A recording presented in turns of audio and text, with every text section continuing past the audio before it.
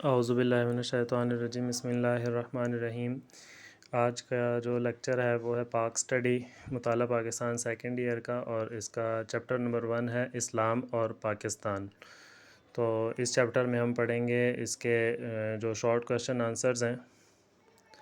تو سب سے پہلے شروع کرتے ہیں۔ اس کا جو سب سے پہلا ٹاپک ہے وہ ہے اسلام بحیثیت پاکستان کی نظریاتی اساس، نظریے کی بنیاد کے بارے میں۔ تو اس کا سوال نمبر 1 ہے، نظریے کے لغوی معنی لکھیں۔ تو نظریہ فرانسیسی لفظ آئیڈیالوجی سے نکلا ہے۔ یہ 2 اجزاء پر مشتمل ہے، آئیڈیا اور لوجی۔ اس کا مطلب ہے انداز فکر اور تصور زندگی۔ کویشچن نمبر 2، نظریہ کا مفہوم یا اس کی تعریف لکھیں۔ تو اس کا جواب ہے، نظریہ سیاسی، سماجی اور ثقافتی اصولوں کا مجموعہ ہوتا ہے جو ایک قوم کی حفاظت اور تہذیب کی تعمیر کرتا ہے۔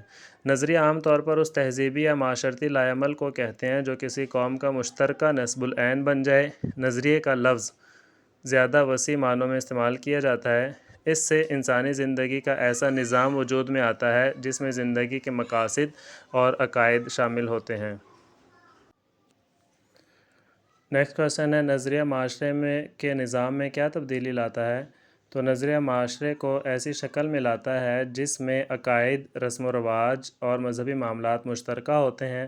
اس سے انسانی زندگی کا ایسا نظام وجود میں آتا ہے جس میں زندگی کے کچھ مقاصد ہوتے ہیں، زندگی کے مخصوص منزل کا تعین ہوتا ہے، اور نظریے کی وجہ سے معاشرہ ایک خاص سمت میں ترقی کے منازل طے کرتا ہے۔ کویشچن نمبر 4، اسلامی نظریے کا ماخذ کیا ہے؟ جواب، اسلامی نظریے کا ماخذ قرآن مجید اور احادیث مبارکہ ہیں۔ قرآن و احادیث میں سیاسی، معاشی اور سماجی قوانین اور حقوق کے بارے میں مکمل رہنمائی موجود ہے۔ اسلامی ریاست میں تمام قوانین قرآن و سنت کی روشنی میں بنائے جاتے ہیں تاکہ امت مسلمہ اپنی زندگی اسلامی اصولوں کے مطابق گزار سکے۔ کویشچن نمبر 5، نظریے کی اہمیت اور افادیت تحریر کریں۔ تو نظریہ ایک خاص سوچ اور فکر پیدا کرتا ہے جس سے زندگی اور ماحول کے اصول بنانے میں مدد ملتی ہے۔ نظریہ لوگوں کے باہمی تعلقات کی نوعیت متعین کرتا ہے، یہ عوام کو متحد کرتا ہے، یہ درست فیصلے کرنے کے لیے بصیرت پیدا کرتا ہے، اور نظریے سے آزادی، رسم و رواج اور ثقافت کو برقرار رکھنے میں مدد ملتی ہے۔ کویشچن نمبر 6، دو قومی نظریے سے کیا مراد ہے؟ دو قومی نظریے سے مراد ہے کہ برصغیر میں 2 بڑی قومیں یعنی ہندو اور مسلمان آباد تھیں جن کی سیاسی، مذہبی، معاشرتی اور معاشی اقدار مختلف تھیں۔ ان 2 اقوام کے نظریات بالکل مختلف تھے جن کی بنیاد اسلام اور ہندوازم پر تھی۔ ان دونوں اقوام کے طرز زندگی اور رہن سہن بالکل مختلف تھے۔ اسی 2 قومی نظریے کی وجہ سے مسلمانان ہند نے اپنے لیے الگ ریاست کا مطالبہ کیا تھا۔ 2 قومی نظریے کا آغاز کس نے اور کیسے کیا؟ تو 2 قومی نظریے کا آغاز سر سید احمد خان کے مطالبہ جداگانہ انتخابات سے ہوا تھا۔ انہوں نے اردو ہندی تنازع کے موقع پر 1867 میں 2 قومی نظریہ پیش کیا۔ انہوں نے کہا کہ ہندو اور مسلم 2 الگ قومیں ہیں، ان کے رہن سہن کے طریقے، رسم و رواج سب الگ ہیں، لہٰذا مسلمانوں کے لیے الگ ریاست ہونی چاہیے تاکہ وہ اسلامی اصولوں کے مطابق زندگی گزار سکیں۔ کویشچن نمبر 8، 2 قومی نظریے پر نوٹ لکھیں، یا یہ اس طرح آ سکتا ہے بورڈ میں کہ 2 قومی نظریہ کیسے پروان چڑھا، اس کی تفصیل لکھیں۔ تو اس کا جواب یہ ہے کہ 2 قومی نظریہ سب سے پہلے سر سید احمد خان نے 1867 میں پیش کیا۔ ان کے بعد علامہ محمد اقبال رحمۃ اللہ علیہ نے 1930 میں خطبہ الہ آباد میں 2 قومی نظریے کی وضاحت کی اور مسلمانوں کے لیے الگ ریاست کا مطالبہ پیش کیا۔ ان کے بعد چودھری رحمت علی نے 1933 میں 1933 میں 2 قومی نظریے کو فروغ دیا اور واضح کیا کہ دونوں قوموں کے لیے الگ الگ ریاست کا ہونا بہت ضروری ہے۔ پھر قائد اعظم نے اسی 2 قومی نظریے کے بنیاد پر اس مطالبے کو آگے بڑھایا اور 1940 میں مسلم لیگ کے اجلاس میں مطالبہ کیا کہ جن علاقوں میں مسلمانوں کی اکثریت ہے ان کو الگ کر کے مسلمانوں کا وطن بنا دیا جائے۔ کویشچن نمبر 9، سنت کا معنی اور مفہوم لکھیں۔ سنت ایک عربی زبان کا لفظ ہے جس کا مطلب ہے راستہ۔ آپ صلی اللہ علیہ وآلہ وسلم کے اعمال اور افعال کو سنت کہا جاتا ہے۔ اس سے مراد حضور نبی اکرم صلی اللہ علیہ وآلہ وسلم کا بتایا ہوا یا سمجھایا ہوا وہ راستہ ہے جس پر عمل کر کے ہم اپنی زندگی اور اپنے معاشرے کو بدل کر سکتے ہیں اور بہتری کی طرف لے کر جا سکتے ہیں۔ کویشچن نمبر 10 ہے اسلام کے مطابق مسلمان کون سے رسم و رواج اختیار کر سکتے ہیں؟ تو مخصوص علاقوں میں مخصوص رسم و رواج ہوتے ہیں جن کا تعلق ہمارے مذہب اور ثقافت سے ہوتا ہے۔ مسلمان ایسے رسم و رواج اختیار کر سکتے ہیں جو اسلامی تعلیمات اور قرآن و سنت کے خلاف نہ ہوں۔ اس کے بعد ہمارا یہ نیکسٹ ٹاپک شروع ہوتا ہے اسلام کے بنیادی اصول۔ کویشچن نمبر 11 ہے اقتدار اعلیٰ سے کیا مراد ہے، یا اسلام میں اقتدار اعلیٰ کا کیا تصور ہے؟ اسلام میں اقتدار اعلیٰ کا مطلب ہے کہ کائنات کا حاکم اور اقتدار کا اصل مالک اللہ تعالیٰ ہے، اور انسان کو اللہ نے زمین پر اپنا نائب بنایا ہے۔ انسان اللہ کے دیے گئے اختیارات کو اسلام کی مقررہ حدود میں سے استعمال کر سکتے ہیں، تاہم عوام کو چاہیے کہ ریاست کے معاملات کو چلانے کے لیے نیک، پرہیزگار، امانت دار اور مخلص افراد کا انتخاب کریں۔ کویشچن نمبر 12 عدل اور انصاف کے متعلق قرآنی آیت کا ترجمہ لکھیں۔ تو اللہ تعالیٰ نے قرآن مجید میں ارشاد فرمایا، اگر آپ فیصلہ فرمائیں تو ان کے درمیان انصاف کے ساتھ فیصلہ کریں، بے شک اللہ تعالیٰ انصاف کرنے والوں کو پسند فرماتا ہے۔ یہ سورۃ مائدہ کی آیت نمبر 42 ہے۔ کویشچن نمبر 13 عدل و انصاف کے فوائد لکھیں۔ تو جب لوگوں کو انصاف ملتا ہے تو عوام حقوق العباد کا خیال رکھتے ہیں، جس سے معاشرہ پرامن اور خوشحال ہو جاتا ہے، افراد کے کردار کی تعمیر اور تشکیل ہوتی ہے، معاشرے میں اجتماعی بہتری ہوتی ہے، اور معاشرے سے لڑائی جھگڑا اور فتنہ اور فساد ختم ہو جاتا ہے۔ یہ سارے انصاف کے فوائد ہیں۔ کویشچن نمبر 14 ہے معاشرے میں مساوات کا معیار کیا ہونا چاہیے؟ تو مساوات کے معیار کے بارے میں حضور نبی اکرم صلی اللہ علیہ وآلہ وسلم نے خطبہ حجۃ الوداع کے موقع پر فرمایا، تمام انسان حضرت آدم علیہ السلام کی اولاد ہیں، کسی عربی کو اجمی پر اور کسی اجمی کو عربی پر، کسی کالے کو گورے پر اور کسی گورے کو کالے پر کوئی فوقیت حاصل نہیں، جبکہ فوقیت کی بنیاد صرف تقویٰ ہے۔ اگر اسی معیار کو ہم قائم رکھیں تو مساوات اور برابری رکھنا ممکن ہے۔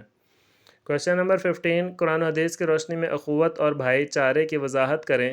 تو قرآن مجید کے اندر اللہ تعالیٰ ارشاد فرماتا ہے کہ بے شک سب اہل ایمان آپس میں بھائی بھائی ہیں، سورۃ الحجرات کی آیت نمبر 10، اور حدیث مبارکہ ہے حضور نبی اکرم صلی اللہ علیہ وسلم نے ارشاد فرمایا، ایک مسلمان دوسرے مسلمان کا بھائی ہے۔ کویشچن نمبر 16 ہے رواداری سے کیا مراد ہے؟ تو رواداری سے مراد برداشت کرنا اور درگزر کرنا ہے۔ لوگوں کے منفی رویوں کو، جن لوگوں کا عمل، عقیدہ، رائے اور سوچ ہم سے مختلف ہو، ان کو برداشت کرنا رواداری کہلاتا ہے۔ کسی کی سوچ زبردستی تبدیل نہیں کی جا سکتی۔ رواداری اور برداشت نہایت عظیم نیکیاں ہیں جو انسان کو مشکل اور دشواری سے بچاتی ہیں اور دوسروں کے لیے اتفاق اور اتحاد کا ذریعہ بنتی ہیں۔ نیکسٹ کویشچن ہے کویشچن نمبر 17 رواداری کے فائدے بیان کریں۔ تو رواداری سے سماجی تعلقات قائم ہوتے ہیں، باہمی تنازعات یعنی کہ لڑائیاں وغیرہ جو ہیں وہ ختم ہو جاتی ہیں، آپس میں پیار محبت میں اضافہ ہوتا ہے، تعلقات اور رشتے مضبوط ہوتے ہیں، اور معاشرے میں امن اور بھائی چارہ کا ماحول پیدا ہوتا ہے۔ کویشچن نمبر 18 معاشرے میں رواداری کو کیسے فروغ دیا جا سکتا ہے؟ رواداری کے فروغ کے لیے ضروری ہے کہ معاشرے میں لوگوں کے جائز حقوق کا احترام کیا جائے، ہر شخص اپنے اندر برداشت اور ہمت پیدا کریں اور وسعت نظری سے کام لیں۔ ہم اپنے نظریات کو دوسروں پر مسلط کرتے ہیں اور ان کے جذبات کو ٹھیس پہنچاتے ہیں۔ ہمیں چاہیے کہ دوسروں کے نظریات اور ان کی رائے کا احترام کریں۔ کویشچن نمبر 19 ہے اسلامی اصولوں کا لوگوں کے اخلاق پر کیا اثر ہوتا ہے؟ تو اسلامی اصولوں سے عوام میں سماجی تفریق ختم ہو جاتی ہے، باہمی تعلقات جو ہیں مضبوط ہوتے ہیں، مل جل کر رہنے کا سلیقہ پیدا ہوتا ہے، احساس ذمہ داری پیدا ہوتی ہے، معاشرے میں عدل و انصاف کو فروغ ملتا ہے، بھائی چارہ اور امن و امان کے ماحول کو فروغ ملتا ہے۔ اس کے بعد ہے کویشچن نمبر 20 خارجہ پالیسی سے کیا مراد ہے؟ دوسرے ممالک کے ساتھ تعلقات قائم کرنا، انہیں فروغ دینا اور قومی مفاد کے حصول کے لیے بین الاقوامی سطح پر مناسب اقدامات اٹھانا خارجہ پالیسی کہلاتی ہے۔ خارجہ پالیسی کے ذریعے بین الاقوامی سطح پر اسلامی بھائی چارے، امن اور رواداری کو فروغ دیا جا سکتا ہے۔ نیکسٹ ٹاپک ہے اسلامی فلاحی ریاست اور اس کے اصول۔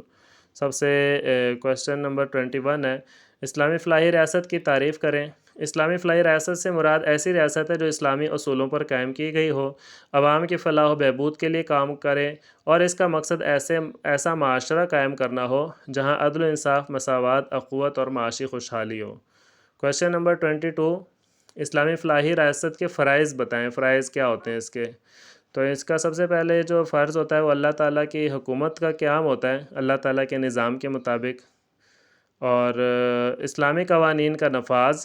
نمبر 3 ہے بنیادی ضروریات کی تکمیل۔ نمبر 4 سہولیات کی فراہمی۔ نمبر 5 دولت کی برابر تقسیم۔ نمبر 6 اجتماعی ترقی، اور نمبر 7 امن اور امان کا قیام۔ جی اس کے بعد ہے کویشچن نمبر 23، ملکی دفاعی نظام سے کیا مراد ہے؟ تو ملک کو اندرونی اور بیرونی خطرات سے بچانا اور ملکی سرحدوں کی حفاظت کے لیے جو نظام قائم کیا جاتا ہے اس کو ملکی دفاعی نظام کہا جاتا ہے۔ اس کے لیے مضبوط فوج کا ہونا اور جدید اسلحہ ہونا بہت ضروری ہے۔ کویشچن نمبر 24، مدینہ میں پہلی اسلامی ریاست کی بنیاد کن اصولوں پر رکھی گئی تھی؟ مدینہ میں پہلی اسلامی ریاست کی بنیاد توحید، مساوات، عدل و انصاف، اخلاقیات، تقوی اور حصول علم کے اصولوں پر رکھی گئی تھی۔ کویشچن نمبر 25، اسلامی فلاحی ریاست کے بنیادی اصول کون سے ہیں؟ تو اس کا پہلا جو اصول ہے وہ ہے اللہ تعالیٰ کی حاکمیت، اقتدار اعلیٰ۔ نمبر 2 ہیں عقائد۔ نمبر 3 عدل و انصاف کا قیام۔ نمبر 4 مساوات قائم کرنا۔ نمبر 5 حقوق العباد کا خیال رکھنا۔ نمبر 6 خدمت خلق کرنا، اور نمبر 7 اظہار رائے کی آزادی۔ کویشچن نمبر 26 ہے اظہار رائے کی آزادی سے کیا مراد ہے؟ تو اس سے مراد یہ ہے کہ اسلامی ریاست میں عوام کو تقریر اور تحریر کی مکمل آزادی ہوتی ہے، یعنی کہ کچھ وہ کہنا چاہتے ہیں یا کچھ لکھنا چاہتے ہیں تو وہ آزادی سے اپنا حق استعمال کر سکتے ہیں۔ حکومت، حکمران یا نظام حکومت پر تنقید برائے اصلاح کرنا عوام کا حق ہوتا ہے۔ اخبارات، رسائل اور میڈیا کو مکمل آزادی دینی چاہیے تاکہ ہر کوئی اپنی رائے کا اظہار آزادی سے کر سکے۔ اس کے بعد ہمارا نیکسٹ ٹاپک ہے پاکستان بحیثیت جدید اسلامی ریاست، قائد اعظم علامہ اقبال، لیاقت علی خان رحمۃ اللہ علیہ کے فرمودات کی روشنی میں۔ تو کویشچن نمبر 27 ہے کہ علامہ اقبال رحمۃ اللہ علیہ نے 1930 میں خطبہ الہ آباد میں کیا فرمایا، یا علامہ اقبال نے الگ ریاست کا مطالبہ کیسے کیا؟ تو علامہ اقبال رحمۃ اللہ علیہ نے 1930 میں خطبہ الہ آباد میں فرمایا، ہندوستان ایک بر صغیر ہے، کوئی ملک نہیں ہے۔ یہاں مختلف مذاہب سے تعلق رکھنے والے اور مختلف زبانیں بولنے والے لوگ رہتے ہیں۔ مسلم قوم اپنی مذہبی اور ثقافتی پہچان رکھتی ہے، لہٰذا ان کے لیے الگ ملک یا ریاست ضروری ہے۔ کویشچن نمبر 28، قائد اعظم نے 1940 میں مسلم لیگ کے اجلاس میں دو قومی نظریے کی وضاحت کن الفاظ میں کی؟ آپ نے فرمایا، ہندوستان میں دو قومیں رہتی ہیں جن کی آپس میں کوئی قدر مشترک نہیں، لہٰذا مسلمانوں کے لیے الگ ریاست کی ضرورت ہے۔ کویشچن نمبر 29، قائد اعظم نے 1943 کے کراچی میں منعقدہ اجلاس میں کیا فرمایا؟ تو قائد اعظم نے مسلم لیگ کے اجلاس میں فرمایا، وہ کون سا رشتہ ہے جس سے تمام مسلمان ایک جسم کی طرح ہیں؟ وہ کون سی چٹان ہے جس پر قوم کی عمارت استوار ہے؟ وہ کون سا لنگر ہے جس سے امت کی کشتی محفوظ ہے؟ وہ رشتہ، وہ چٹان اور وہ لنگر اللہ تعالیٰ کی کتاب قرآن مجید ہے۔ کویشچن نمبر 30، قائد اعظم نے طلبہ سے خطاب میں قیام پاکستان کو کیوں ضروری قرار دیا؟ تو 1945 میں قائد اعظم رحمۃ اللہ علیہ نے فرمایا، ہماری قوم آزادی حاصل کرنے کی اہل ہے جس میں اسلام کے اصولوں پر عمل کرنا ممکن ہوگا اور نظر اسلام کی حفاظت ہو سکے گی۔ قائد اعظم نے ڈھاکہ میں کیا فرمایا تھا؟ آپ نے 21 مارچ 1948 کو ڈھاکہ میں خطاب کرتے ہوئے فرمایا، میں چاہتا ہوں کہ آپ سب سندھی، بلوچی، پنجابی، پٹھانی اور بنگالی بن کر بات نہ کریں، بلکہ ہم صرف مسلمان ہیں اور اسی ایک حیثیت کو اپنی پہچان بنائیں۔ کویشچن نمبر 32، لیاقت علی خان نے دستور سازی کے بارے میں کیا فرمایا؟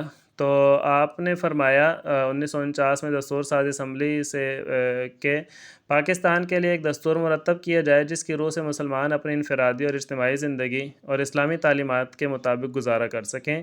ریاست کے تمام اصول و قوانین قرآن اور سنت کے مطابق بنائے جائیں، عوام کے حقوق کا تحفظ کیا جائے، مساوات، رواداری، امن و امان اور عدل و انصاف کو فروغ دیا جائے، اور اس دستور کی روح سے اقلیتوں کو مذہبی آزادی ہو اور ان کے حقوق کا بھی خیال رکھا جائے۔ سوال نمبر 33، قرارداد مقاصد کب اور کس نے پیش کیے؟ قرارداد مقاصد لیاقت علی خان نے 7 مارچ 1949 کو دستور ساز اسمبلی میں پیش کیے، جبکہ یہ قرارداد 12 مارچ 1949 کو منظور ہوئی۔ قرارداد مقاصد کے اہم نکات کیا ہیں؟ وہ درج ذیل ہیں۔ نمبر 1، اللہ کی حاکمیت۔ نمبر 2، تمام قوانین قرآن و سنت کے مطابق بنائے جائیں۔ معاشی اقدار اسلام کے اصولوں پر بنائے جائیں گے۔ عدلیہ کی آزادی ہوگی۔ اور نمبر 5، اقلیتوں کی مذہبی آزادی۔ کویشچن نمبر 35 ہے، جدیدیت کسے کہتے ہیں؟ تو جدیدیت سے مراد نئے خیالات اور نئے آلات ہیں جن سے پرانے معاشرتی اور ذاتی تعلقات کو پس پشت ڈالتے ہوئے نئے خیالات کو جنم دیا اور جدید صنعتی معاشرہ قائم کیا۔ یعنی جدیدیت نے پرانی روایات کو مسترد کرتے ہوئے نئے معاشرتی اقدار قائم کیے جن کا مذہب سے کوئی سروکار نہیں ہے۔ جدیدیت دراصل ایک نظریے کا نام ہے جس کی بنیاد منفی نظریات پر مبنی ہے۔ کویشچن نمبر 36، حدیث کے مطابق مومن کی گمشدہ میراث کیا ہے؟ میراث کا مطلب ہوتا ہے وراثت۔ حضور نبی اکرم صلی اللہ علیہ وسلم نے ارشاد فرمایا کہ دانائی کی بات علم مومن کی گمشدہ میراث ہے، وہ اسے جہاں سے بھی ملے اسے لینے کا زیادہ حق رکھتا ہے، یعنی کہ جہاں سے بھی علم مل رہا ہو اس کو حاصل کر لیں۔ کویشچن نمبر 37، مسلمان مغربی دنیا کے چیلنجز کا مقابلہ کیسے کر سکتے ہیں؟ تو مسلمان اسلام کے اصولوں اور نظریات کا از سر نو جائزہ لیں اور جدیدیت کے اصولوں کو قرآن و سنت کے مطابق اپنائیں تو مغربی دنیا کے چیلنجز کا مقابلہ کیا جا سکتا ہے اور مسلمان پوری دنیا پر حکمرانی کر سکتے ہیں۔ اس کے بعد اگلا ٹاپک ہے اسلام میں امن اور رواداری کا فروغ۔ اسلام ایک انسان کے قتل کو پوری انسانیت کا قتل کیوں کہتا ہے؟ تو اللہ تعالیٰ کا ارشاد ہے، جس نے کسی جان کو بغیر کسی جان کے بدلے یا زمین میں فساد مچانے کے قتل کیا، یعنی کہ قتل کے بدلے قتل ہوتا ہے قصاص کے طور پر، تو اس کے علاوہ کسی نے جو ہے نا ویسے ہی قتل کیا تو اس نے پوری انسانیت کو قتل کر دیا۔ ناحق قتل اگر کیا تو اس نے پوری انسانیت کو قتل کیا۔ اگر اس اصول پر عمل نہ کیا جائے تو معاشرے میں قتل و غارت کو فروغ ملے گا اور معاشرے کا امن اور امان بگڑ جائے گا۔ یہی وجہ ہے کہ اسلام نے ایک انسان کے قتل کو پوری انسانیت کا قتل قرار دیا ہے۔